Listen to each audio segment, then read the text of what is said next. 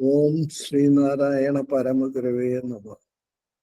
ആദരണീയനായ ശ്രീമദ് ശാരദാനന്ദ സ്വാമികൾ, മറ്റ് ആദരണീയരായ എല്ലാ സുഹൃത്തുക്കളെയും എൻ്റെ വിനീതമായ നമസ്കാരം. നേരത്തെ പറഞ്ഞ പോലെ ഇത് ഒരു പഠന ക്ലാസ് ആണ് എന്ന് പറയാൻ ബുദ്ധിമുട്ടായിരിക്കും. എൻ്റെ അച്ഛനെ കുറിച്ച് കുറെ കാര്യങ്ങൾ ഇവിടെ പറയാം, നിങ്ങളുമായിട്ട് അതിനെക്കുറിച്ച് ചർച്ച ചെയ്യാം എന്നുള്ളൊരു കാര്യം മാത്രമേ ഉള്ളൂ. അല്ലെങ്കിൽ തന്നെ നിങ്ങൾക്കറിയാം, നമ്മളുമായിട്ട് വളരെ അടുത്ത ബന്ധമുള്ളവരെ കുറിച്ച് വസ്തുനിഷ്ഠമായി സംസാരിക്കാനോ അതിനെക്കുറിച്ച് ചർച്ച ചെയ്യാനോ ഒക്കെ വളരെ ബുദ്ധിമുട്ടുള്ള ഒരു കാര്യമാണ്. കാരണം നമ്മൾ ദിവസവും നമ്മുടെ ജീവിതത്തിൽ കണ്ടുകൊണ്ടിരിക്കുന്ന ആളിനെ നാം കാണുന്ന ഒരു പ്രതിച്ഛായയിലായിരിക്കില്ല പുറത്തുള്ളവർ കാണുന്നത്. പലപ്പോഴും പ്രത്യേകിച്ച് അച്ഛൻ മരിച്ചു കഴിഞ്ഞിട്ട് പലപ്പോഴും അച്ഛനെ കുറിച്ച് വിശേഷാൽ പതിപ്പുകൾ എഴുതാനോ അല്ലെങ്കിൽ ചെറിയ പ്രസംഗങ്ങൾ ചെയ്യാനോ ഒക്കെ എന്നോട് സുഹൃത്തുക്കളും അല്ലാത്തവരും ആവശ്യപ്പെടാറുണ്ടായിരുന്നു. ഞാൻ എന്തെങ്കിലും കാരണം പറഞ്ഞ് അതിൽ നിന്ന് ഒഴിഞ്ഞു മാറുകയാണ് ഉണ്ടായിരുന്നത്. അവസാനം ഞങ്ങളുടെ ഒരു ചെറിയ സുഹൃത്ത് സദസ്സുണ്ട്. ആഴ്ചയിലോ മാസത്തിലോ ഒരിക്കലൊക്കെ ഇങ്ങനെ കാണുന്ന 3-4 പേര് സമാന മനസ്കരായിട്ടുള്ളവരും ഒക്കെയാണ്. ആ കൂട്ടത്തിൽ പ്രായ കൂടുതലുകൊണ്ടും അറിവുകൊണ്ടും കൂടുതലുള്ളത് ഡോക്ടർ വാറുണ്ണി എന്ന് പറയുന്ന സൈക്യാട്രിസ്റ്റ് ആയിരുന്നു. അദ്ദേഹം സൈക്യാട്രിസ്റ്റ് ആയതുകൊണ്ടല്ല, അല്ലെങ്കിൽ തന്നെയും വളരെ ബഹുമാന്യനും അറിവുള്ള ഒരുവിധം പൊതു വിഷയങ്ങളെ കുറിച്ചും സാംസ്കാരികമായും എല്ലാം വളരെ അവയർ ആയിട്ടുണ്ടായിരുന്ന ഒരു മനുഷ്യനായിരുന്നു. കൊണ്ടാണ് ഞങ്ങൾക്ക് അദ്ദേഹത്തിനോട് പ്രത്യേകം ബഹുമാനമുള്ളത്. ഒരു ദിവസം ഞങ്ങൾ ഇരിക്കുമ്പോൾ എൻ്റെ സുഹൃത്ത് പറഞ്ഞു, സാറേ, ഇവൻ നാളെ ഇവിടെ നമ്മുടെ സമാജത്തിലെ അവൻ്റെ അച്ഛനെ കുറിച്ച് പ്രസംഗിക്കാൻ പറഞ്ഞിട്ട് പോകുന്നില്ല. ഇത് കുറെ നാളായി ഇത് തുടങ്ങിയിട്ട്, ഇതെന്താന്നുള്ളത് ഞങ്ങൾക്ക് മനസ്സിലാകുന്നില്ല എന്ന് പറഞ്ഞു. അപ്പൊ അദ്ദേഹം പറഞ്ഞു, അത് സ്വാഭാവികമാണ്. നമ്മളെ കുറിച്ച് വളരെ അടുപ്പമുള്ള ആരെ കുറിച്ചും വസ്തുനിഷ്ഠമായിട്ട് നമുക്ക് പറയാൻ കഴിയില്ല. അതിന് പല പല ബന്ധങ്ങളും കാണും. ഒരുപക്ഷെ നമ്മളുമായിട്ടുള്ള ബന്ധം കൊണ്ട് എല്ലാം അതിശയോക്തിപരമായിരിക്കും. അതല്ലെങ്കിൽ ചിലപ്പോൾ നമ്മൾ വിചാരിക്കും നമ്മൾ പറയുന്നത് മറ്റുള്ളവർ വിശ്വസിച്ചില്ലെങ്കിലോ എന്ന് വിചാരിച്ച് അതിനെക്കുറിച്ച് കുറച്ച് പറയും. അങ്ങനെയുള്ളൊരു കുറെ കാര്യങ്ങളുണ്ട് അതിന്. പക്ഷെ അത് എപ്പോഴെങ്കിലുമൊക്കെ അത് മറികടക്കുന്നില്ലെങ്കിൽ ബുദ്ധിമുട്ടാണ്.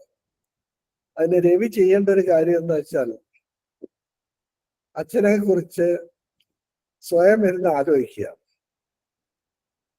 ആലോചിക്കുമ്പോൾ ഇതെന്റെ അച്ഛനാണ് എന്നുള്ളത് കഴിയുന്നിടത്തോളം മറന്നിട്ട്, കേശവൻ വൈദ്യർ എന്നൊരാൾ ഇവിടെ ഉണ്ടായിരുന്നു, എനിക്ക് 10-60 കൊല്ലം അറിയാവുന്ന ഒരാളാണ്, അദ്ദേഹത്തിന്റെ പല കാര്യങ്ങളിലും ഞാൻ കൂടെ ഉണ്ടായിരുന്നു എന്നൊക്കെ വിചാരിച്ചിട്ട് ആ കാര്യങ്ങളെ കുറിച്ചൊക്കെ ആലോചിക്കുക. അപ്പൊ സ്വാഭാവികമായിട്ടും ഒരു പരിധി വരെ നിഷ്പക്ഷമായിട്ടുള്ള കാര്യങ്ങൾ പറയാൻ കഴിയും. ശരി എന്ന് പറഞ്ഞ് ഞാനങ്ങനെ ഞാൻ മാഷോട് പറഞ്ഞു, മാഷ സാറിനോട്, സാറേ ഇതൊന്നും അല്ല എന്റെ പ്രശ്നം. സാറിനറിയാം, അച്ഛൻ 27 വയസ്സായപ്പോ വീട് വിട്ടു പോന്നു. ആകെ അമ്മയോട് മാത്രം പറഞ്ഞിട്ട് 2 ചെറിയ കുട്ടികളെ വിട്ടിട്ട് വീട് വിട്ടു പോന്നു.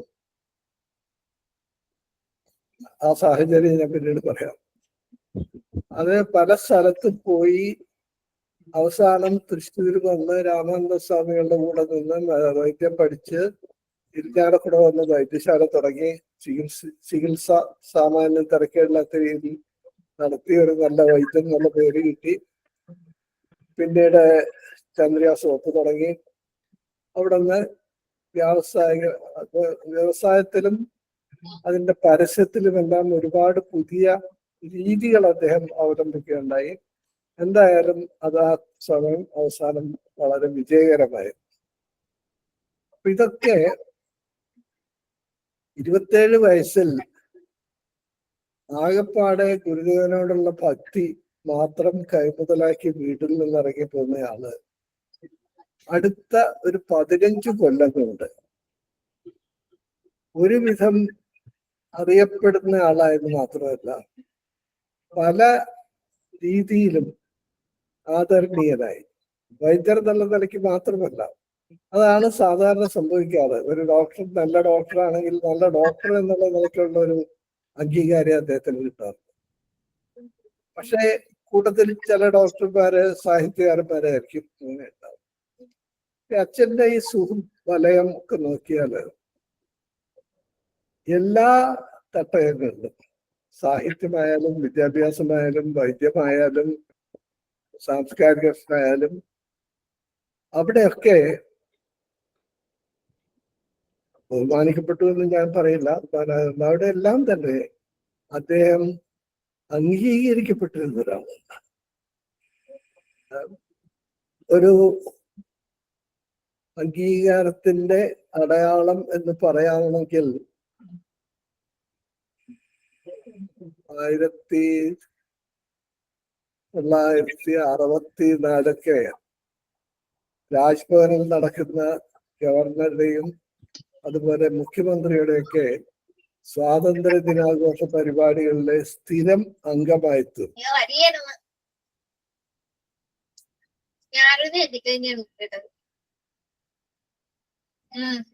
അത് എങ്ങനെയാണ്? ബിന്ദു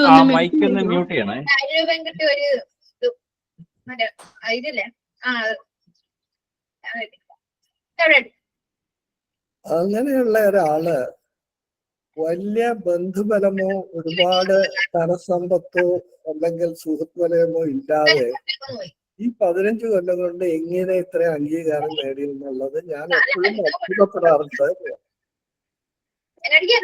അപ്പൊ അതിന് അദ്ദേഹം പറഞ്ഞ മറുപടിയാണ്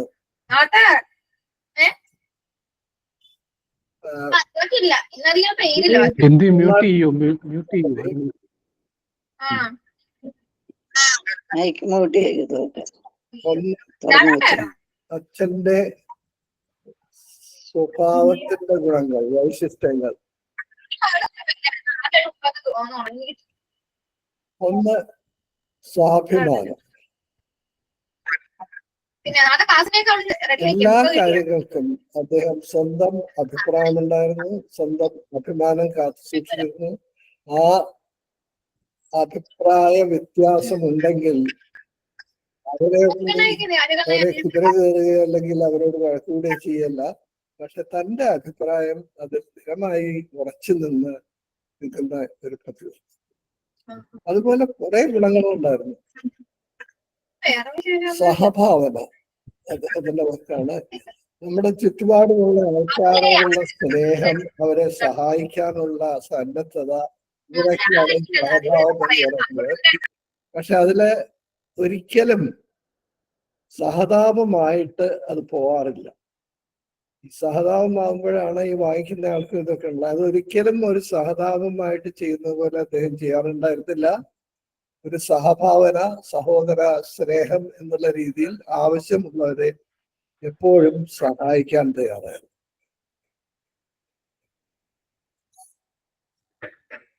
ഇങ്ങനെ സമചിത്തത എന്ന് പറയാം. എല്ലാ കാര്യങ്ങളും വളരെ ഏറെ തീരുമാനമെടുത്തിട്ട് ആലോചിച്ച് അതിൻ്റെ ഏറ്റവും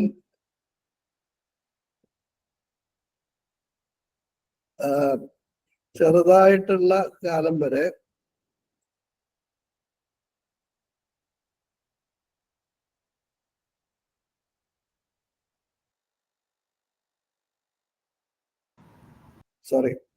എല്ലാ കാര്യങ്ങളും ആലോചിച്ചോ ഉറച്ച് തീരുമാനം എടുത്തു കഴിഞ്ഞാൽ ആ തീരുമാനം വിജയിപ്പിക്കാനായിട്ട് അങ്ങേയറ്റം പരിശ്രമിച്ചു.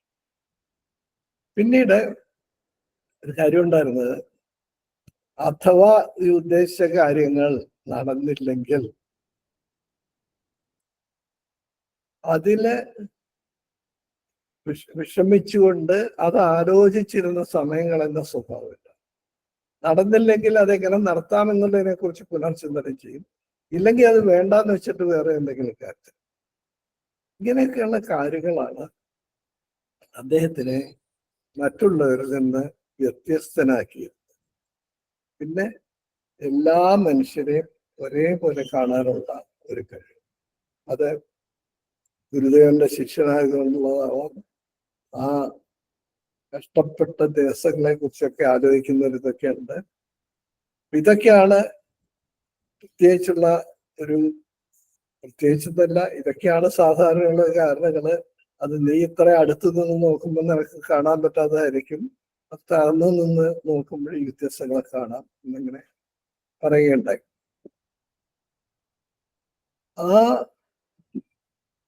ഇതില് പിന്നെ നിങ്ങള് അധികം പേർക്കും അറിഞ്ഞുകൂടാത്ത കാര്യങ്ങള്, അതായത് കേശവ മേജർ ചന്ദ്രിക സോപ്പ് ഉണ്ടാക്കി വിൽക്കുന്നതിന് മുമ്പുള്ള കാര്യങ്ങളെ കുറിച്ച് ഞാൻ സോറി. അദ്ദേഹം ജനിച്ചത് നിങ്ങൾ അധികം പേർക്ക് അറിയാമായിരിക്കും, രാമപുരത്ത് പാലാട് അടുത്തുള്ള കൊണ്ടാട് എന്നുള്ള വില്ലേജാണ്. അവിടെ അച്ഛൻ രാമൻ എന്ന പേരുള്ള കൃഷിക്കാരനും മർമ്മവൈദ്യക്കാരനും, അമ്മ കുഞ്ഞളേച്ചി. അമ്മ അറിയപ്പെടുന്ന ഒരു വിഷ ചികിത്സകയായിരുന്നു. ഈ പാരമ്പര്യത്തിൽ നിന്നാണ് അദ്ദേഹം ജനിച്ചത്. 6ാമത്തെ മകനായിരുന്നു. മൂത്തയാള് മരിച്ചുപോയി.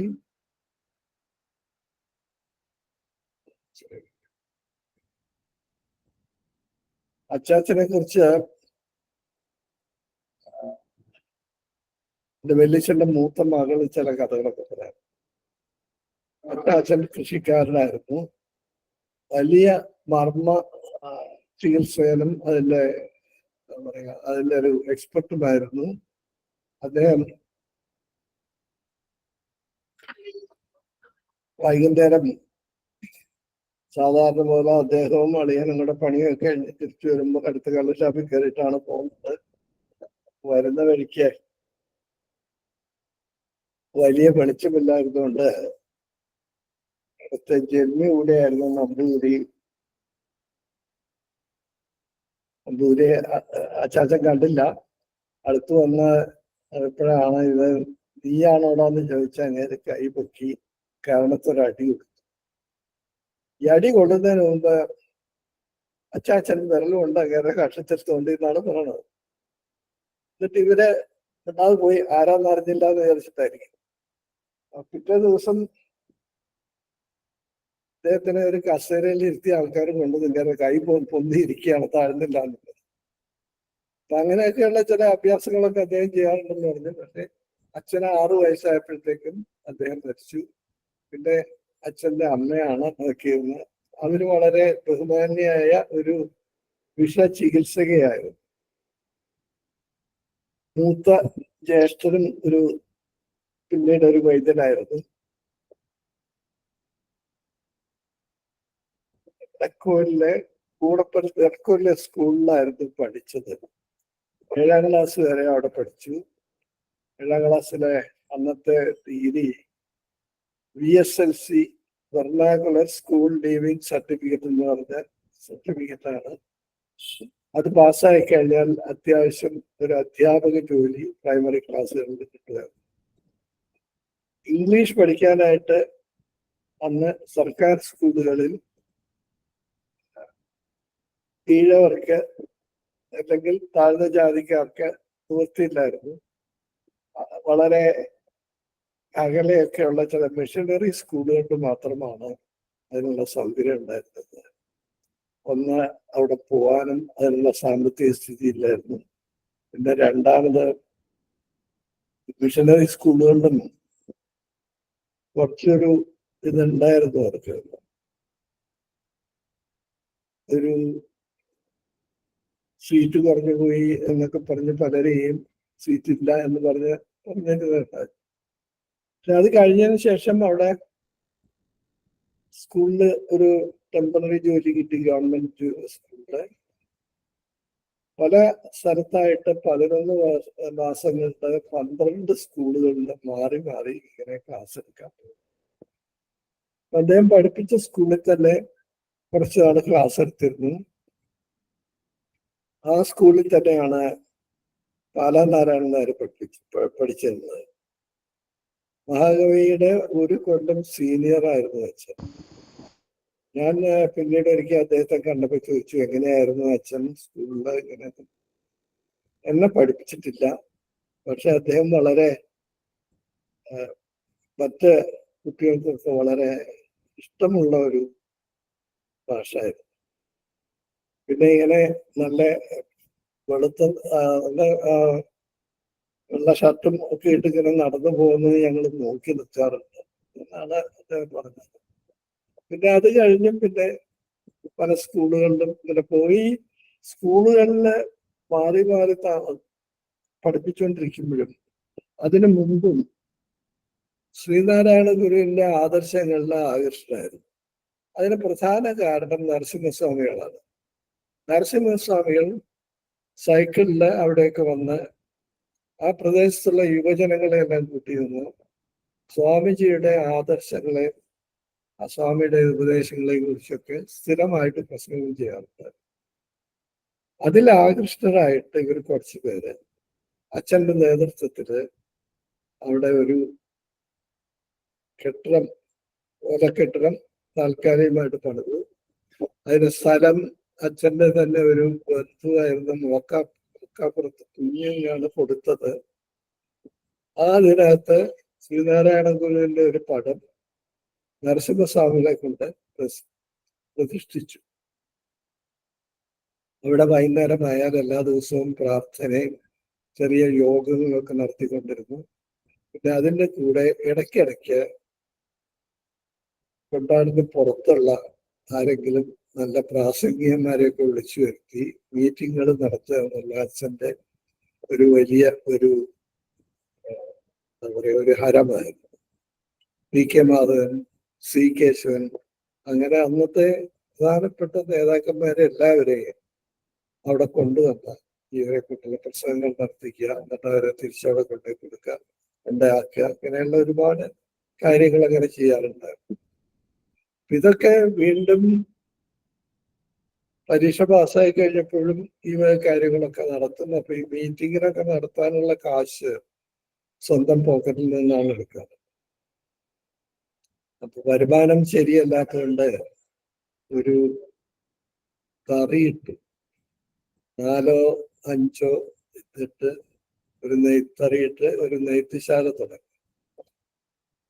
അത് അതിനെക്കുറിച്ച് വലിയ വിവരമില്ലാത്തതുകൊണ്ടാണോ ബിസിനസിന്റെ കാര്യത്തിൽ ശ്രദ്ധിക്കാഞ്ഞിട്ടാണ് അത് നഷ്ടമായി. അതിന്റെ കൂടെ തന്നെ ഒരു കുറി തുടങ്ങി. കുറി തുടങ്ങിയ ഒരു വിധം നന്നായിട്ട് നടക്കുമ്പോഴാണ് ആദ്യത്തെ ലോകമായത് പൊട്ടിപ്പറഞ്ഞത്.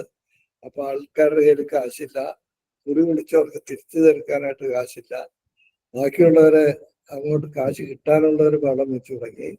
അപ്പൊ അങ്ങനെ ഒരു പ്രശ്നമൊക്കെ ആയിട്ടിരിക്കുമ്പോൾ കുറച്ചു നാള് തേങ്ങാക്കൊക്കെ കച്ചവടം നടത്തിക്കളയാൻ തീരുമാനിച്ചു. ആരുടെ ഉപദേശത്തിന് അവിടെ നിന്നുള്ള തേങ്ങ എല്ലാം കൂടി കളക്ട് ചെയ്ത് വഞ്ചിയിൽ ആലപ്പുഴയ്ക്ക് കൊണ്ടുപോയി വിറ്റാൽ നല്ല ലാഭം കിട്ടും എന്ന് പറഞ്ഞ് അങ്ങോട്ട് പോയി. ആലപ്പുഴ ഇത് വിൽക്കാൻ ചെന്നപ്പോഴേ അവർക്ക് മനസ്സിലായി ഇതൊരു പുതിയ ആളാണ്, ഇവിടെ കച്ചവടത്തിനെ കുറിച്ചൊക്കെ നമുക്കൊന്നും അറിയില്ല എന്ന് വെച്ചാൽ പറഞ്ഞ വില കുറച്ച് അങ്ങനെ പറഞ്ഞ് കുറെ വില ഇതൊക്കെ വിറ്റു. ബാക്കിയുള്ളത് വെക്കാണ്ട് തിരിച്ചു പോരേണ്ടി വന്നു. വരുന്ന വഴിക്ക് വലിയ ഒരു കാറ്റും കോളും ഒക്കെ ആയി. വഞ്ചിയിലിരുന്നവരൊക്കെ വളരെ വിഷമിച്ച് പ്രാർത്ഥന ഇവിടെയൊക്കെ നടക്കുമ്പോൾ ഒരേ ഒരാള് വലിയ ഇതൊന്നും ഇല്ലാതെ നിന്നിരുന്നത് അച്ഛനായിരുന്നു. അച്ഛന്റെ പ്രാർത്ഥന ഈ വള്ളം അങ്ങോട്ട് മുങ്ങി ഞാൻ മരിച്ചാൽ നന്നായിരുന്നു എന്നുള്ളതാണ്. കാരണം തിരിച്ചു ചെന്നിട്ട് ഈ കടക്കാരെ അഭിമുഖീകരിക്കേണ്ട കാര്യം ആലോചിച്ചിട്ടാണ് ഇത് വഞ്ചി മുങ്ങിയിട്ട് ഞാൻ മാത്രമെങ്കിലും ഒന്ന് മരിച്ചാൽ നന്നായിരിക്കുമെന്ന് പ്രാർത്ഥിച്ചിരുന്നത്. അത്രത്തോളം ബുദ്ധിമുട്ടിയിരുന്ന ഒരു കാലമാണ്. അത് കഴിഞ്ഞ് പിന്നെ നാട്ടിൽ വന്ന് വേറെ എന്തൊക്കെ പണിയൊക്കെ നോക്കി നടന്നില്ല.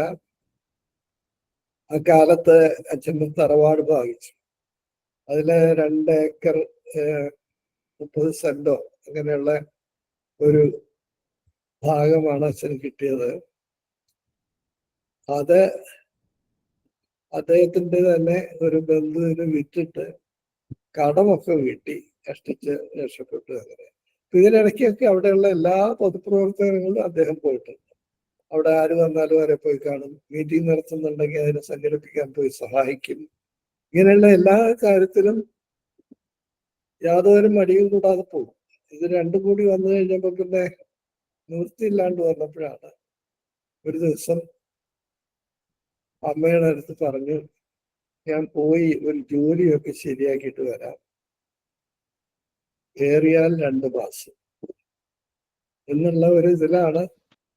അമ്മയോട് പറഞ്ഞിട്ട് വേറെ ആരോടും പറഞ്ഞില്ല. അമ്മയോട് പറഞ്ഞു, നീ താഴെയുള്ള സഹോദരന്റെ അളിയന്റെ വീട്ടിൽ പോയി നിൽക്കൂ, ഞാൻ അവനോട് പറഞ്ഞിട്ടുണ്ട് എന്ന് പറഞ്ഞിട്ടാണ് അച്ഛൻ അവിടെ പോരുന്നത്.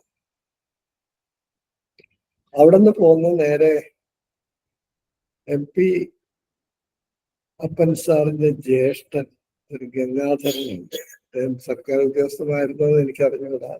ആലപ്പുഴയിൽ അദ്ദേഹത്തിനെ പോയി കണ്ട് കുറച്ചു ദിവസം അദ്ദേഹത്തിൻ്റെ കൂടെ താമസിച്ചു. അത് കഴിഞ്ഞ് പല സ്ഥലത്തും പോയി. ആ കൂട്ടത്തിൽ കുമാരനാശാന്റെ അടുത്ത് നിന്ന് പോയി ജോലി കിട്ടുമെന്ന് നോക്കാനായിട്ട്. അപ്പോൾ പൂർത്തിയൊന്നുമില്ലായിരുന്നു. പിന്നെ അന്നത്തെ SNDP സെക്രട്ടറി ആയിരുന്ന M കുമാരനെ പോയി കണ്ടു.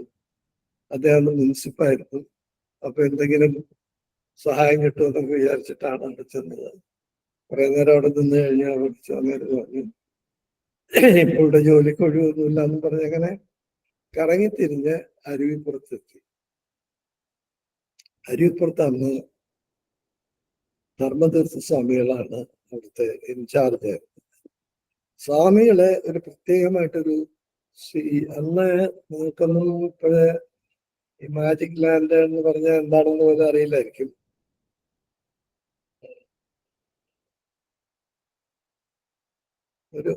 ഒരു സെക്കൻഡ്, ബാറ്ററിക്ക് എന്തോ തോന്നുന്നുണ്ട്, ഞാനൊന്ന് ശരിയാക്കാം.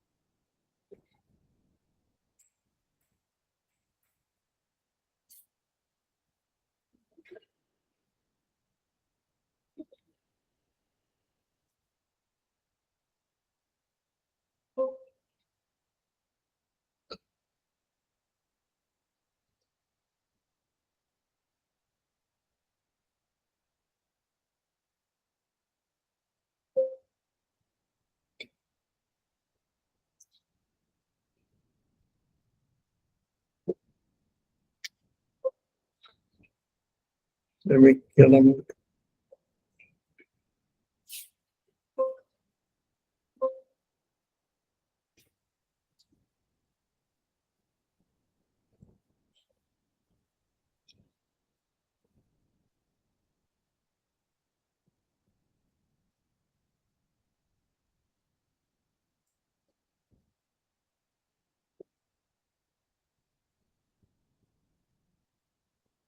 ഇതല്ല,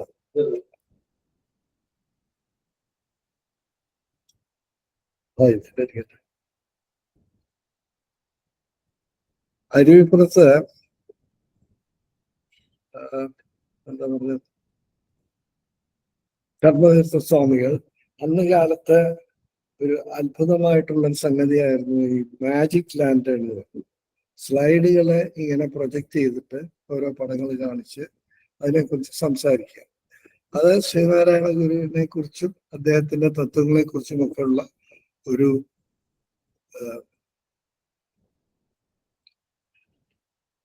സ്ലൈഡ് സീരീസ് ആണ് അദ്ദേഹത്തിന് ഉണ്ടായിരുന്നത്. അപ്പൊ അമ്പലത്തിലെ പൂജകൾ ഇതൊക്കെ കഴിഞ്ഞാല് രാവിലെ കഴിഞ്ഞാല് അദ്ദേഹം ഇതും എടുത്തുകൊണ്ട് പോകും അടുത്ത സ്കൂളുകളിലും ഒക്കെ. അപ്പൊ അതിന് സഹായിയായിട്ടാണ് അച്ഛൻ അവിടെ ഉണ്ടായിരുന്നത്. സ്വാമിയുടെ കൂടെ പോവും, അതെല്ലാം വെച്ച് അടുക്കി വെച്ച് തിരിച്ച് പരിപാടിയായിട്ട് കൊണ്ടുവരും. പിന്നെ അമ്പലത്തിൽ നിന്ന് കിട്ടുന്ന പ്രസാദമൊക്കെ മാത്രം ചോറും ഒരു പ്രത്യേക പേര് അച്ഛൻ അരുവി ചണ്ടാളക്കുഴമ്പ് എന്ന് പറഞ്ഞ ഒരു കുഴമ്പുമായിട്ടാണ് അന്നത്തെ ഭക്ഷണം നടത്തിയത്. സമയം കിട്ടുമ്പോഴൊക്കെ അടുത്തുള്ള സ്ഥലത്തേക്ക് നടന്നു പോയി അവിടുത്തെ ലൈബ്രറിയിൽ നിന്ന് ഗുരുദേവന്റെ കൃതികളെ പകർത്തിയെടുക്കുകയും പഠിക്കുകയും പഠിച്ചു. അതിന്റെ കൂടെ അവിടുന്ന് ആധാരമെഴുത്ത് പഠിച്ചു. കുറച്ച് ആധാരങ്ങളൊക്കെ എഴുതാനായിട്ട് അവിടെ ഒരു ചാൻസ് കിട്ടി. പക്ഷെ ഒരു വലിയ ആധാരമൊക്കെ എഴുതി കഴിഞ്ഞപ്പോൾ എവിടെ നിന്നോ വന്ന ഒരുത്തൻ എന്നുള്ളൊരു ആറ്റിറ്റ്യൂഡ് മറ്റുള്ളവർക്കുണ്ടായി.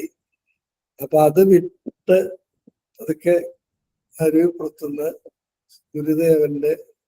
ഗുരുദേവൻ സ്ഥാപിച്ച മറ്റ് അമ്പലങ്ങളിലും ആരാധനകളിലും ഒക്കെ ഒരു തീർത്ഥയാത്ര പോലെ എല്ലായിടത്തും പോവുകയാണ്. അപ്പൊ അമ്മയ്ക്കാണെങ്കിൽ യാതൊരു വിവരവും ഇല്ല. ഇങ്ങനെ ഒരാളുടെ നിന്ന് പോയി, ആള് ജീവിച്ചിരിപ്പുണ്ടോ മരിച്ചു എന്നും പോലും അറിഞ്ഞൂടാ. അത് കഴിഞ്ഞ് കുറെ കഴിഞ്ഞപ്പോ ഒരു എഴുത്ത് കിട്ടി. എഴുത്ത് അയച്ചിരുന്നത് അമ്മയുടെ ഒരു കസിന്റെ അഡ്രസ്സിലാണ്.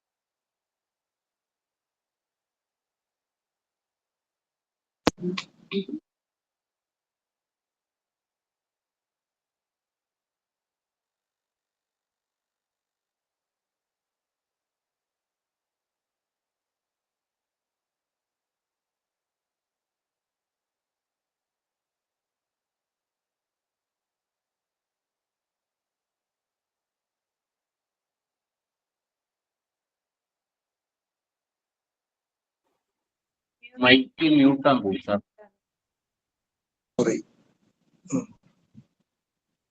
ഇപ്പൊ കേൾക്കാമോ? ഹലോ, കേൾക്കാം.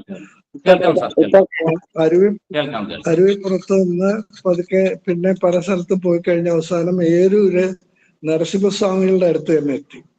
അവിടെ 2-3 ദിവസം താമസിച്ച് കഴിഞ്ഞപ്പോ സ്വാമി കാര്യമായിട്ട് വിളിച്ചു പറഞ്ഞു, കേശവൻ ചെയ്യുന്നത് ഒരു വലിയ കാര്യമാണ്, മഹാകാര്യമാണ്, അത് എല്ലാവരും ചെയ്യേണ്ടതാണ്. പക്ഷെ ഒന്ന് ആലോചിക്കണം, കേശവൻ ഒരു ഗൃഹസ്ഥാശ്രമിയാണ്, 2 കുട്ടികളുണ്ട്. അപ്പൊ നിത്യമായിട്ടുള്ള വരുമാനമുള്ള എന്തെങ്കിലും ഒരു തൊഴിൽ കൂടി കേശവൻ പഠിക്കേണ്ടതാണ്. എന്നാൽ അത് വേണം ഈ കാര്യങ്ങൾക്കൊക്കെ ഒരു സുഗമമായിട്ട് പോകാനുള്ളത് ഉണ്ടാവുള്ളൂ എന്ന് നരസിംഹസ്വാമികളാണ് ഉപദേശിച്ചത്. നരസിംഹസ്വാമികൾ എന്നിട്ട് പറയുകയും ചെയ്തു, സ്വാമികൾക്ക് അച്ഛൻ്റെ കുടുംബചരിത്രം കുറച്ച് അറിയാവുന്നതുകൊണ്ടായിരിക്കണം അച്ഛൻ്റെ അമ്മയുടെ വൈദ്യപാരമ്പര്യം കൊണ്ട് പറയുന്നത്, തൃശ്ശൂര് ഗുരുദേവ ശിഷ്യൻ രാമാനന്ദ സ്വാമിയെ പോയി കാണണം, സ്വാമിയുടെ അടുത്തുനിന്ന് വൈദ്യം പഠിച്ചിട്ട് പോന്നാൽ മതി എന്ന് പറഞ്ഞു. അപ്പൊ അവിടെ നിന്ന് പോന്ന തൃശ്ശൂരെത്തിയപ്പോ ഉച്ച കഴിഞ്ഞു, കയ്യിലെ വലുതായിട്ട് കാശൊന്നുമില്ല. അപ്പൊ അന്ന് കാലത്ത് ഒരു ഫാഷനായിട്ട് ചില ഒരു സ്വർണ്ണ ബട്ടൺസ് ഒരു പ്രത്യേക ഷേപ്പിലുള്ളത് മിക്കവാറും എല്ലാവരുടെ ഷർട്ടിൽ കാണും. അതാണ് ആ കൈമുണ്ടായിട്ടുള്ളത്. അത് കൊണ്ടുപോയി അച്ഛൻ പറഞ്ഞു, ഓർമ്മ ശരിയാണെങ്കിൽ സി എ ഔസേപ്പിന്റെ കടയിൽ അവിടെ കയറി ചെന്നു, ഇതൊന്ന് വിറ്റ് തരണം എന്ന് പറഞ്ഞു. ഈ സ്വർണ്ണ ബട്ടൺസ് കണ്ടപ്പോ ഈ വന്നിരിക്കുന്ന ആളാകെ മുഷിഞ്ഞൊരു ഷർട്ടും ഒക്കെ ഇട്ടിട്ടാണ്. അങ്ങനെ കുറെ നേരം നല്ലപോലെയൊക്കെ നോക്കി പിന്നെ തീരുമാനിച്ചു ഇയാൾ കുഴപ്പക്കാരനല്ല എന്ന് തീരുമാനിച്ച് അതിന് 1 ഉറുപ്പിക 12 അണയോ അങ്ങനെ എന്തോ കുറച്ച് കാശ് കൊടുത്തു. അത് കൊണ്ടുപോയി ഭക്ഷണം കഴിച്ചു. എന്നിട്ട് രാമാനന്ദ സ്വാമികളുടെ ആശ്രമത്തിലേക്ക് നടന്നു. അപ്പൊ സ്വാമിയുടെ ആശ്രമത്തിലേക്ക് പോകുന്ന വഴിക്ക് ഒരു കുളമുണ്ടായിരുന്നു. കുളിക്കാമെന്ന് വിചാരിച്ച് നോക്കിയപ്പോഴാണ് അതിൻ്റെ ഒരു പ്രത്യേകത. ഈ കുളം ഈഴവർക്കും മറ്റ് താഴ്ന്ന ജാതിക്കാർക്കും മാത്രമുള്ളതാണ് എന്നൊരു ബോർഡ് എഴുതി വെച്ചിട്ടുണ്ട്. അത് പണിതയാളുടെ ഒക്കെ ആയിട്ട്. ഇതെന്താ ഇങ്ങനെ ഒരു സംഗതി? സാധാരണ നിരോധനാജ്ഞ താഴെ ജാതിക്കാർക്കുള്ളതാണല്ലോ എന്ന് വിചാരിച്ച് പുള്ളി അന്വേഷിച്ചപ്പോ അവിടെ അമ്പലക്കുളത്തില് ഈഴവരാതി തർഞ്ഞ സമുദായക്കാർ കയറി പകരുന്നൊരു ബോർഡ് ഉണ്ടായിരുന്നു. അപ്പൊ അതിന് ബദലായിട്ട് തൃശ്ശൂരെ ഒരു ധനാഢ്യം ചെയ്തതാണ് ഇതെന്നത്. കുറെ കാലം ആ കുളം ഇവിടെ ഉണ്ടായിരുന്നു. ചെറുതായിട്ട് ബോർഡില്ലാതെ ആ കുളം ഞാൻ കണ്ടിട്ടുണ്ട്. പക്ഷെ ഇപ്പൊ അതെല്ലാം മൂടിപ്പോയി. അത് കഴിഞ്ഞ് രാമാനന്ദ സ്വാമിയുടെ അവിടെ ചെന്ന് സ്വാമി എവിടെ പോയിരിക്കുകയാണ്. അവിടെ വെയിറ്റ് ചെയ്യാൻ പറഞ്ഞ് അവിടെ ഇരുന്നു. സ്വാമി വന്നപ്പോ സന്ധ്യയായി. എന്താ കാര്യം എന്ന് ചോദിച്ചപ്പോ പറഞ്ഞു ഇങ്ങനെ പേരൊക്കെ പറഞ്ഞു, ഞാൻ രാമപുരത്തുനിന്ന് വരികയാണ്, വൈദ്യം പഠിക്കാനാണ്, ഇവിടെ നിന്ന് പഠിച്ചാൽ കൊള്ളാമെന്നുണ്ട്. ആ സമയത്തൊക്കെ കേരളം ഉണ്ടായിട്ടില്ലല്ലോ. കൊച്ചി, തിരുവിതാംകൂർ, മലബാർ എന്നാണ്. അപ്പൊ തിരുവിതാംകൂർ എന്ന് പറഞ്ഞാൽ സ്വതവേ ക്രിമിനലുകളും മാരകായുധങ്ങൾ കൊണ്ട് നടക്കുന്നവരെന്നൊക്കെയാണ് പോലീസുകാരുടെ ഡിസ്ക്രിപ്ഷൻ.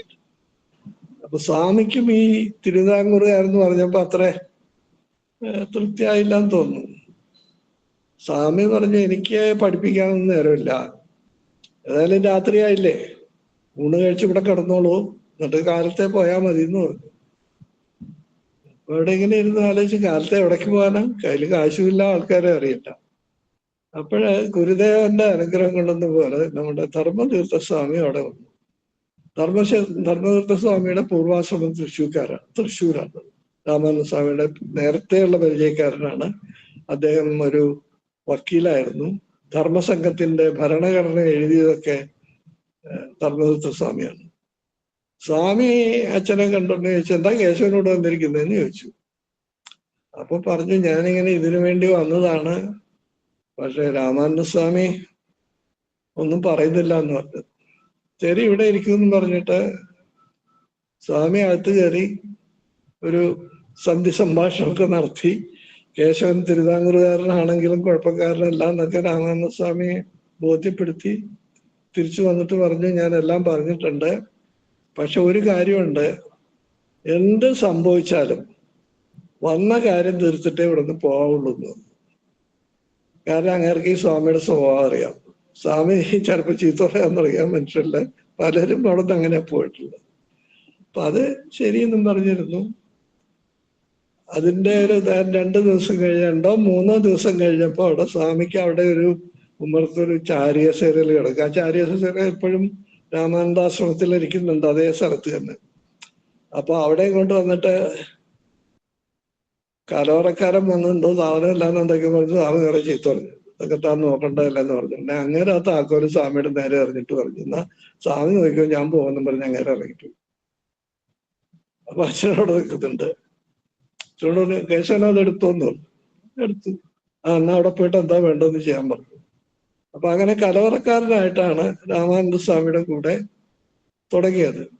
പിന്നെ അങ്ങനെ കലവറക്കാരനായി, സ്റ്റോർ കീപ്പറായി, മറ്റേ മരുന്ന് മേടിക്കുന്ന ആളായി, മരുന്ന് ഉണ്ടാക്കാൻ പഠിപ്പിച്ചു. പിന്നെ ഒരു അസിസ്റ്റന്റായി, മാനേജറായി. പിന്നെ സ്വാമിക്ക് ഏറ്റവും വിശ്വാസമുള്ള ശിഷ്യന്മാരിൽ ഒരാളായിട്ടത്. ഇപ്പൊ രാമാനന്ദ സ്വാമിക്ക് ഒരുപാട് വലിയ ധനാഢ്യരും പ്രശസ്തരുമൊക്കെ ആയിട്ടുള്ള രോഗികളും ഒക്കെ ഉണ്ട്. പിന്നെ അദ്ദേഹത്തിന്റെ സിദ്ധവൈദ്യവും അതുപോലെ തന്നെ ഉന്മാദ രോഗത്തിന്റെ ചികിത്സയും ഒക്കെ വളരെ പ്രസിദ്ധമായിട്ടുള്ളതാണ്. ഇപ്പൊ ഈ സിദ്ധവൈദ്യത്തില് അവിടെ ഇടയ്ക്കിടയ്ക്ക് ഓരോ രോഗികൾ ഇങ്ങനെ വരികയും സോറയാസിന് ഇപ്പൊ നമ്മൾ പറയുന്നതിന്റെ ഒരു വകഭേദമായിട്ടുള്ള ഒരു സൂക്കേടായിട്ടാണ് അവർ വരുന്നത്. അതിന് ചികിത്സ ഈ മൃഗത്തിന്റെ കൊഴുപ്പും പിന്നെ മരുന്നുകളും എല്ലാം കൂടി തേച്ച് പിടിച്ചിട്ട് തേച്ച് വെക്കുക, എന്നിട്ട് കുറെ കഴിഞ്ഞിട്ട് ചൂടുവെള്ളത്തിൽ കഴിക്കണേണ്ടാവും. ഇതിന്റെ ഈ കുഴമ്പിന്റെ മണം വളരെ അസഹ്യമായിരുന്നു.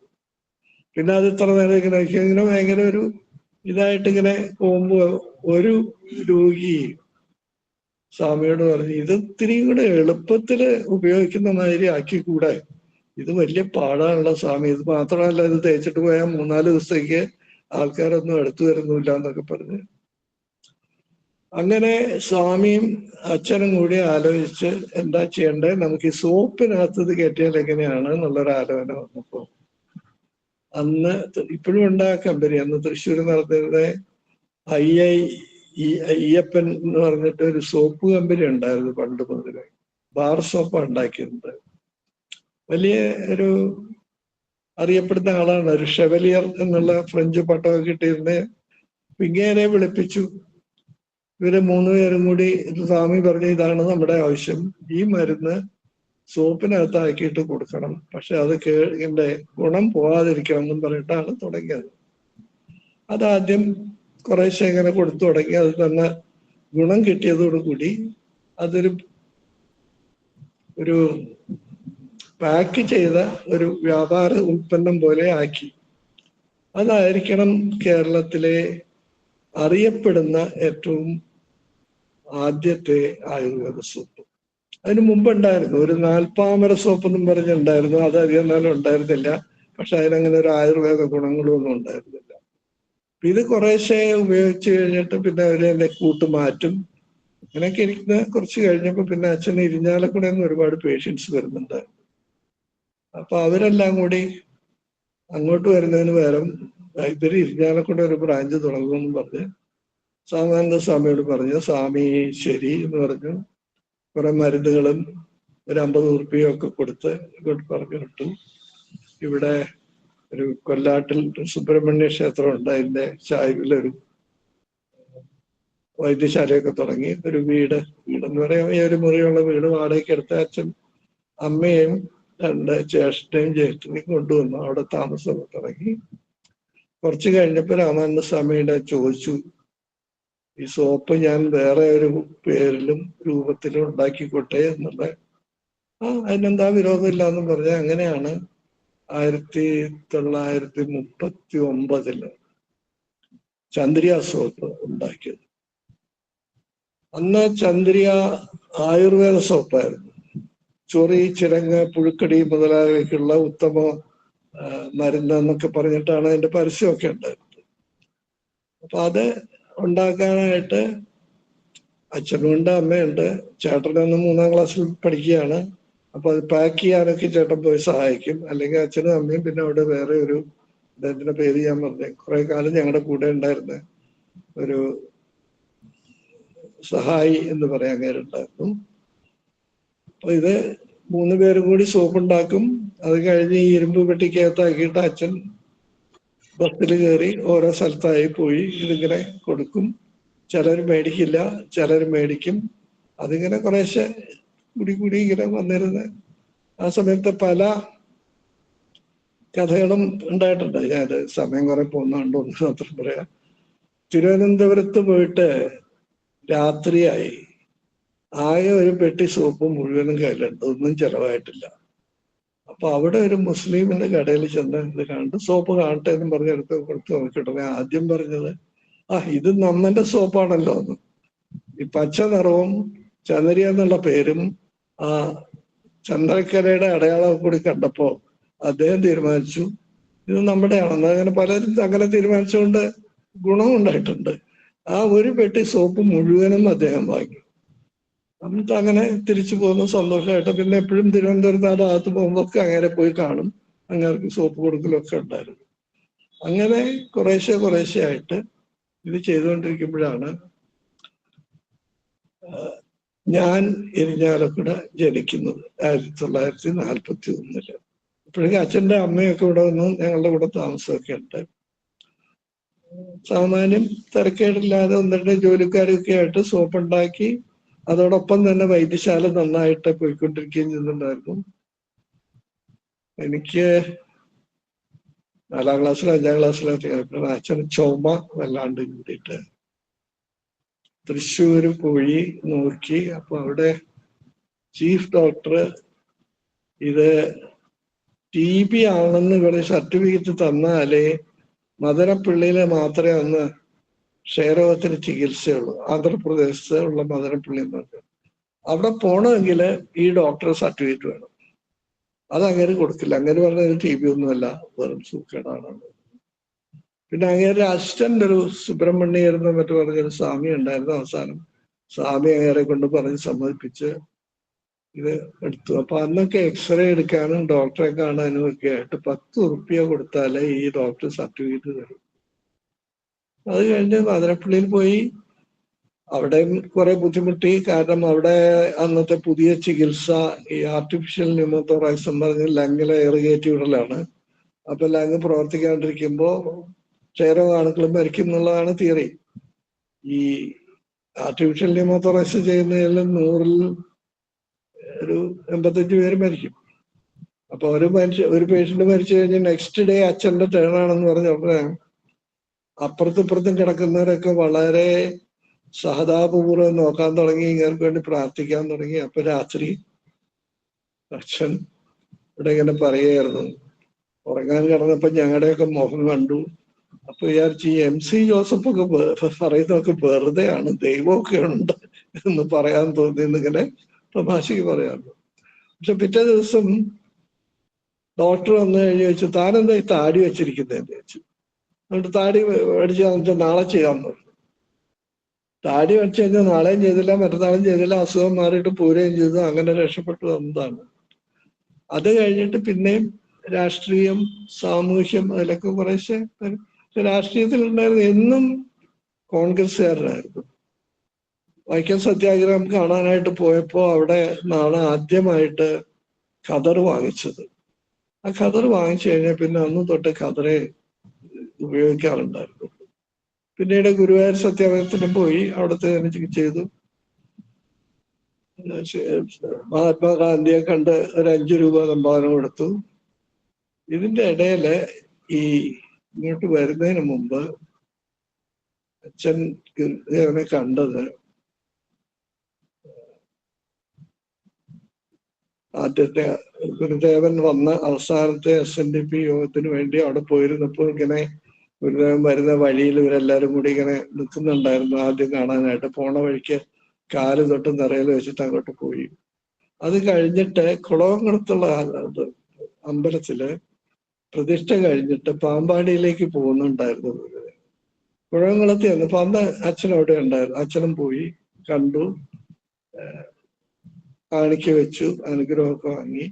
പക്ഷെ യാത്ര വിചാരിച്ച പോലെ നടന്നില്ല. ഭയങ്കര മഴ വന്നിട്ട് പോയില്ല. അപ്പൊ ആരോ പറഞ്ഞു ഇങ്ങനെ നമുക്ക് തിരിച്ചു പോയാലോന്ന് ചോദിച്ചപ്പോ നരസിംഹസ്വാമിയാണ് പാമ്പാടിയിൽ കാത്തിരിക്കുന്നത്. അപ്പൊ സ്വാമി ഇങ്ങനെ തമാശക്ക് പറഞ്ഞു, നരസിംഹത്തിന്റെ ദേഷ്യം എനിക്ക് താങ്ങാൻ പറ്റുമോ എന്ന് ചോദിച്ചു എന്നൊക്കെ പറയാം. അങ്ങനെ ഗുരുദേവന്റെ കൂടെ 4 ദിവസം യാത്ര ചെയ്യാനുള്ളതുണ്ടായി. ആ കാലഘട്ടത്തിലാണ് അദ്ദേഹം ഗോപാലൻ തന്ത്രി, KR നാരായണൻ, അങ്ങനെ അന്നത്തെ പ്രധാനപ്പെട്ട ആൾക്കാരും ഗുരുദേവന്റെ ഏറ്റവും അടുത്തുള്ള ശിഷ്യന്മാരും ഒക്കെ ആയിട്ട് പരിചയപ്പെട്ടത്. ഗോപാലൻ തന്ത്രി എന്ന് പറയുന്നത് നമ്മുടെ ജയവിജയന്മാരുടെ അച്ഛൻ. ഗോപാലൻ തന്ത്രി അച്ഛനുമായിട്ട്, എൻ്റെ അച്ഛനുമായിട്ട് വളരെ അടുപ്പമായിരുന്നു. അവരുടെ വിവാഹം നടത്തിയത് ഗോപാലൻ തന്ത്രിയാണ്. അത് മാത്രമല്ല, അച്ഛൻ ഞങ്ങൾ മക്കളുടെ ആരുടെയും വിവാഹത്തിന് ശാന്തിക്കാരനെ വിളിക്കില്ല. പക്ഷെ ഗോപാലൻ തന്ത്രി ഈ ക്ഷണം കിട്ടിയാൽ അദ്ദേഹം വരും, അദ്ദേഹം കാർമ്മികത്തെ ഏറ്റെടുക്കും. അങ്ങനെയുള്ള ഒരു ബന്ധമായിരുന്നു അത്. അങ്ങനെ കഴിഞ്ഞിട്ട് പിന്നെയാണ് ശങ്കറും ഒക്കെ ആയിട്ട് പരിചയപ്പെട്ടിട്ട് അദ്ദേഹത്തിന്റെ നിർബന്ധം കൊണ്ടാണ് SNDP യോഗത്തിലേക്ക് വീണ്ടും പ്രവർത്തനത്തിന് വന്നത്. പിന്നെ ബാക്കിയുള്ള കാര്യങ്ങളൊക്കെ നിങ്ങൾക്ക് അറിയാം. SNDP ഇതിലെ ഗുരുദായ ശിഷ്യന്മാരിൽ അദ്ദേഹത്തിന് ഏറ്റവും അടുപ്പം ഉണ്ടായിരുന്ന ആൾക്കാരെ ഒന്ന് MP മുത്തേടത്തും മറ്റൊന്ന് ആർ ശങ്കറുമായിരുന്നു. ഇവർ 3 പേരും കൂടി ഒരുപാട് കാര്യങ്ങൾ ഒരുമിച്ച് പ്രവർത്തിച്ചിട്ടുണ്ട്. മൂത്തേടത്തിന്റെ സമാധി മന്ദിരത്തിൽ പ്രതിഷ്ഠ നടത്താനായിട്ട് ഇവര് ആത്മാനന്ദ സ്വാമിയെ വിളിക്കാൻ പോയി. കാഞ്ചീപുരത്തായിരുന്നു അന്ന് ആത്മാനന്ദ സ്വാമി. ഇവരും 3 പേരും നിജാനന്ദ സ്വാമിയും കൂടെയാണ് പോയി ക്ഷണിച്ചത്. ആത്മാനന്ദ സ്വാമി വരികയില്ല എന്ന് പറഞ്ഞു. അതിന്റെ കാരണം നിങ്ങൾക്കൊക്കെ അറിയാമായിരിക്കും. ആത്മാനന്ദ സ്വാമിയാണ് മൂന്നാമത്തെ മഠാധിപതിയായിട്ട് എല്ലാവരും കൂടെ തീരുമാനിച്ചത്. അദ്ദേഹം മഠാധിപതിയായിട്ട് സ്ഥാനമെടുക്കാൻ വന്നപ്പോ SNDPക്കാർക്ക് അദ്ദേഹത്തിനെ ബഹുമാനിക്കാൻ ബുദ്ധിമുട്ടുണ്ട് എന്ന് പറഞ്ഞിട്ട് അദ്ദേഹം തിരിച്ചു പോയി. മൈരാശിൽ നിന്ന് വരികയില്ലെന്ന് പറഞ്ഞിട്ട്. അങ്ങനെ അതൊക്കെ കഴിഞ്ഞിട്ടാണ് പിന്നെ കൂടുതൽ SNDPയിലേക്ക് പ്രവർത്തനം കൂടുതലായത്. പല സ്ഥാനമാഷമൊക്കെ പറയുന്ന പോലെ ഇത് വഴി മാറിയതല്ല, പോയിക്കൊണ്ടിരുന്ന വഴിയിൽ നിന്ന് വീണ്ടും സൗകര്യമായിട്ട് സാമൂഹ്യ സേവനം നടത്താൻ വേണ്ടിയിട്ട് ബിസിനസ് നടത്തിയ പോലെയാണ്. കാരണം അദ്ദേഹത്തിന്റെ ആ ഒരു തട്ടകം കൂടുതലും സാമൂഹ്യവും സാംസ്കാരിക പ്രവർത്തനങ്ങളായിരുന്നു. പക്ഷെ ബിസിനസ്സും അതുപോലെ തന്നെ വളരെ കൃത്യമായിട്ട് ചെയ്തു എന്നുള്ളതാണ്. അതിനെക്കുറിച്ചുള്ള ഒരു പ്രധാന ഞാനത് പലപ്പോഴും എന്നോട് പറഞ്ഞിട്ടുണ്ട്. ചന്ദ്രിക സോപ്പിനെ പറ്റി പൊതുവൊരു ധാരണയുള്ളത് മലയാളികൾക്ക് എല്ലാവർക്കും ഇത് അവരുടെ സോപ്പാണ് എന്നുള്ളൊരു ധാരണ ഉണ്ടാക്കിയിട്ടുണ്ട്.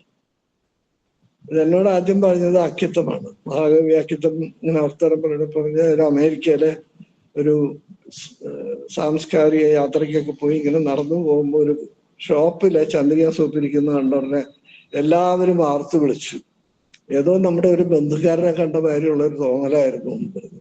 അപ്പൊ അങ്ങനെ പറഞ്ഞു, ഞാൻ സോപ്പ് ഉപയോഗിക്കാറില്ല, പക്ഷെ ചന്ദ്രിക കണ്ടപ്പം ആ ഒരു സന്തോഷം, അങ്ങനെയുള്ള ഒരു രീതിയിൽ അത് വളർത്തിയെടുക്കാനായിട്ട് അച്ഛൻ ഇവിടെ ധനകാര്യമന്ത്രിയായിരുന്ന ശിവദാസ് മേനോന്റെ അടുത്ത് അന്ന് വെളിച്ചെണ്ണയ്ക്ക് ഡ്യൂട്ടി കൂട്ടിയപ്പോ അതങ്ങനെയാണെങ്കിൽ നമുക്ക് നഷ്ടം വരും എന്നും പറഞ്ഞൊരു പരാതി ആയിട്ട് ഞാൻ പോയിരുന്നു. അപ്പൊ അദ്ദേഹം എന്നോട് ചോദിച്ചു, ഞാൻ പറഞ്ഞു സാറേ ഇപ്പോഴത്തെ നിലയ്ക്ക് വേണമെങ്കിൽ ഒരു 6 മാസം സോപ്പ് ഉണ്ടാക്കാൻ അത് കഴിഞ്ഞാൽ നമുക്ക് പറ്റില്ല എന്ന് പറഞ്ഞു. അദ്ദേഹം കൂടെ ഇരുന്ന ആളെ നോക്കി കുറച്ചു നേരം ആലോചിച്ചുകൊണ്ട് എന്നോട് പറഞ്ഞേ, അതെ, ചന്ദ്രിക സോപ്പ് കേശവേന്ദ്രന്റെ മാത്രമൊന്നുമല്ല, അത് നമ്മുടെ എല്ലാവരുടെയാണ്. അപ്പൊ അതിന് ദൂഷ്യം വരുന്നതൊന്നും ചെയ്യാൻ പാടില്ല.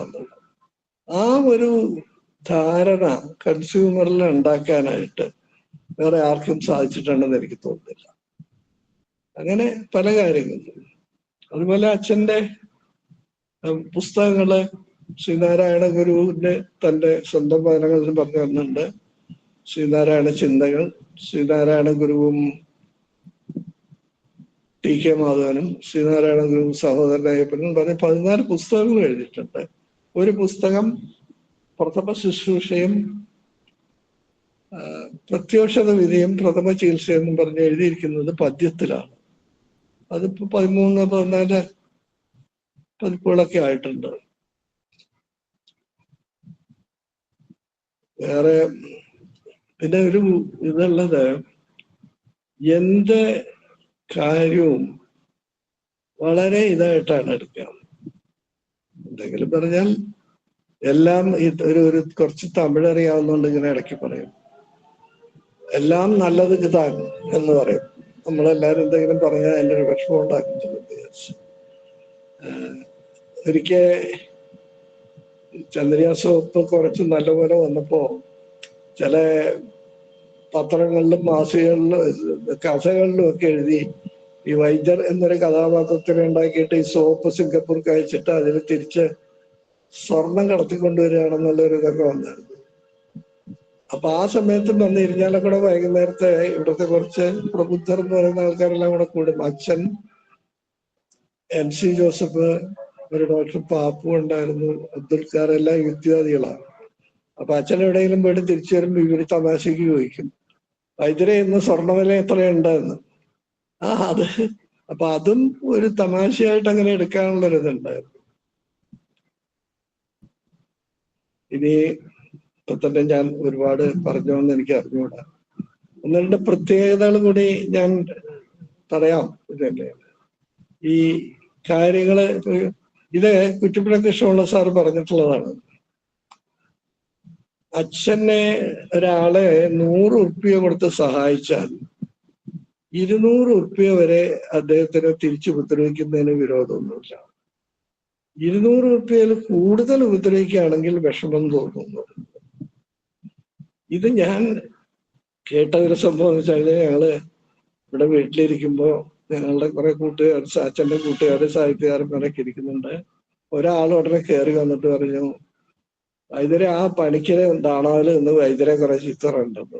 പണിക്കര് അച്ഛൻ്റെ വളരെ അടുത്ത സുഹൃത്താണ്, രാഷ്ട്രീയക്കാരാണ്. പക്ഷെ അദ്ദേഹത്തിന്റെ രാഷ്ട്രീയത്തിൽ നിന്ന് ആരോഗ്യവും പണമൊക്കെ പോയതെല്ലാം ഒന്നും കിട്ടിയില്ല. അപ്പൊ എല്ലാരും കൂടി പറയും, പണിക്കര് ഈയിടെയായിട്ട് ഭയങ്കര നിരാശയാണ്, എല്ലാരെയും ചീത്ത പറയും, എല്ലാരും ഇതൊക്കെ പറഞ്ഞ് കുറെ ചർച്ചയൊക്കെ ചെയ്ത് കഴിഞ്ഞപ്പോ അവസാനം അച്ഛൻ പറഞ്ഞേ, അല്ല പണിക്കര് എന്തിനാ എന്റെ ചീത്ത പറയുന്നേ, ഞാൻ അയാളെ സഹായിച്ചിട്ടില്ലല്ലോ. അങ്ങനെയാണ് എല്ലാ കാര്യങ്ങളും എടുക്കുന്നത്. ഒരാളെ സഹായിക്കാത്ത ഒരാളെ എന്നെ ചീത്ത പറയണം എന്തിനാ, സഹായിക്കുന്ന ഒരാളല്ലോ സാറെ ചീത്ത പറയാമെന്നുള്ളത്. അങ്ങനെയുള്ള ഒരു ആറ്റിറ്റ്യൂഡ് എപ്പോഴും ഉണ്ടാവും. അതുകൊണ്ട് ആരുമായിട്ട് അങ്ങനെ ഒരു വഴക്ക് ജീവിതത്തിൽ ദേഷ്യപ്പെട്ട് ഞാൻ കണ്ടിട്ടില്ല. എപ്പോഴും ഒരു ഒരു സ്മൂത്തായിട്ട് വളരെ സൗമ്യമായിട്ട് സംസാരിക്കാറ്. പലരും സംഭാവനയ്ക്ക് വന്നിട്ടുള്ളവരും എന്നോട് പറഞ്ഞിട്ടുണ്ട്, അച്ഛൻ ഇല്ലാതെ സൗമ്യമായിട്ടേ പറയുള്ളൂ, പക്ഷെ അവർക്ക് അറിയാം ഇല്ല സൗമ്യമായിട്ട് പറഞ്ഞാൽ ഉറപ്പാണ്, അവർക്ക് അതിൽ സങ്കടവും ഉണ്ടായിട്ടില്ല എന്ന് പറഞ്ഞിട്ടുണ്ട്. മരിക്കുമ്പോ 96 വയസ്സായിരുന്നു. ഇത് 120ാമത്തെ ജന്മദിനമാണ് ഈ ചതയം, ചിങ്ങമാസത്തിലെ ചതയത്തിന് വരുന്നത്. ഇത്രയും കാലമൊക്കെ നിങ്ങളൊക്കെ ഓർത്തിരിക്കണമെങ്കിൽ അദ്ദേഹം എന്തെങ്കിലുമൊക്കെ ചെയ്തു കാണണം എന്നുള്ള വിശ്വാസം. എനിക്ക് ഈ അവസരം തന്നതിന് നിങ്ങളോട് എല്ലാവരോടും നന്ദി പറയുന്നു. എപ്പോഴെങ്കിലും അവിടെ നേരിട്ട് വന്ന് കാണണം എന്നുണ്ട്, സൗകര്യം പോലെ അത് ചെയ്യാം. നന്ദി, നമസ്കാരം. എന്തെങ്കിലും ചോദിക്കാനോ വല്ലതും ഉണ്ടെങ്കിൽ?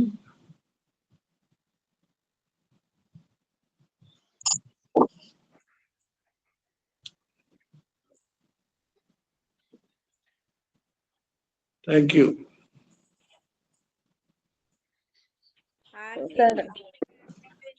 ഡിസ്കസ് ചെയ്യാനുള്ള സമയം, അച്ഛനെ കുറിച്ച് സംസാരിക്കാനുള്ള സമയമാണ്. ആർക്കെങ്കിലും സംസാരിക്കാം. ഹലോ, സാറിനോട് എന്തെങ്കിലും ചെയ്യാനുള്ള സമയമാണ്. എന്തെങ്കിലും ചോദിക്കാനുണ്ടെങ്കിൽ ചോദിക്കാം. Thank you sir. നമസ്കാരം.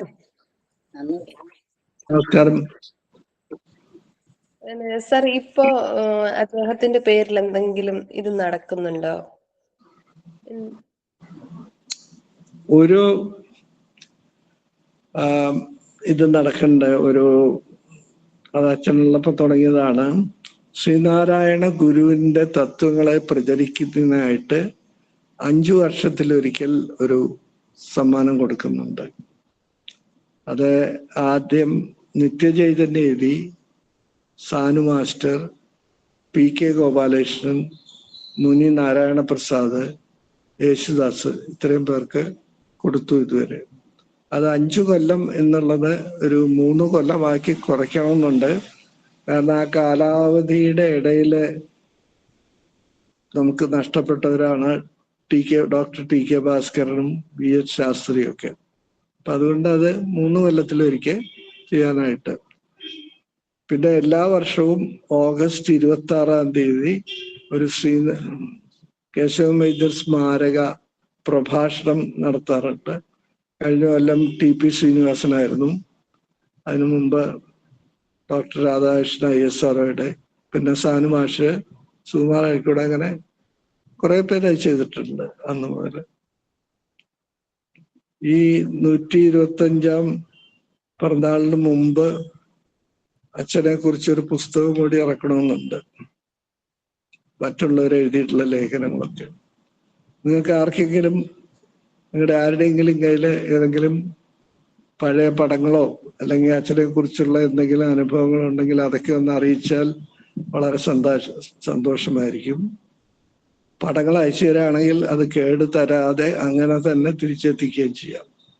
ഒരു സമയം കുറവാണെങ്കിലും ഒരു ജൂൺ 10-ാം തീയതിക്ക് മുമ്പ് എഴുതി അറിയിച്ചാൽ നന്നായിരിക്കും.